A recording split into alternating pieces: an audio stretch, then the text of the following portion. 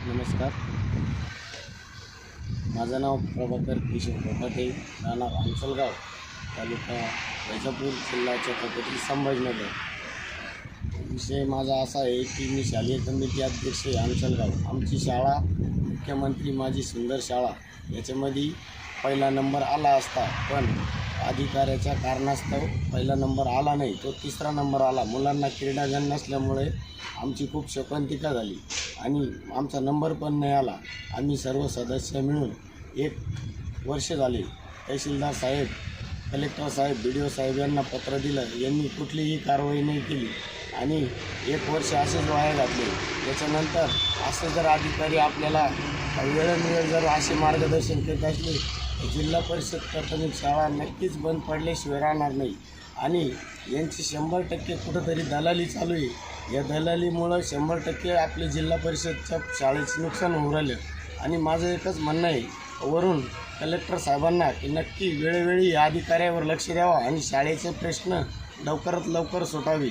आणि आमची शाळा जर जिल्ह्यात 3री येते तरी आमचे काम करू नाही राहिले 1 वर्षापूर्वी. तेव्हा बाकीची शाळा संपूर्ण बंद पडायच्या टायमाला माझी शाळेतच ॲडमिशन जर मी केले असते तर 5 गावच्या शाळा बंद पाडल्या असत्या. कारण की शिक्षणावर लक्ष दिलं तरच काही विद्यार्थी घडू शकतात. नाहीतर विद्यार्थी जे 100% रानावनातच फिरतील. हे सगळी चूक पूर्णपणे अधिकाऱ्याचीच आहे. मी तर म्हणतो आमचे तहसीलदार, जराड कलेक्टर व BDO यांनी निष्काळजीपणामुळे आम्हाला न्याय भेटत नाही. याच्यामुळं मी 26 जानेवारी सकाळी 10 वाजता आम्ही अध्यक्ष व सर्व सदस्य, चेअरमन, आम्ही सगळ्यांनी एक निर्णय घेतला की पाण्याच्या एकदम जुन्या टाकीवर जाऊन आम्ही आत्मदानाचा इशारा दिला व आज त्यांना पत्र दाखल केले. लवकरात लवकर आमची काळजी करावी यांनी, नाहीतर पुढचा पाऊल वेगळाच होईल, झाल्याशिवाय राहणार नाही. कारण देश स्वतंत्र झाला. भगतसिंग, राजगुरू, महात्मा गांधी या लोकांनी काय केलं आणि आताचे अधिकारी लोक काय करताय याची सगळ्यांनी जाणीव घ्यायला पाहिजे. आजच्या अधिकाऱ्याचा प्रश्न सगळा शासकीय कामावर लक्ष द्यायचं नाही.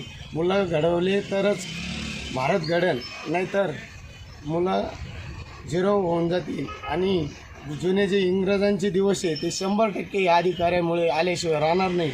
एवढं बोलून मी माझे 2 शब्द संपवतो. आणि नक्कीच आमच्या शासनाने नक्की आमच्या शब्दाला मान द्यावा व अधिकाऱ्याला सुनावणी करावी. एवढीच बोलून मी अध्यक्षाच्या वतीने संपवतो. जय हिंद, जय भारत.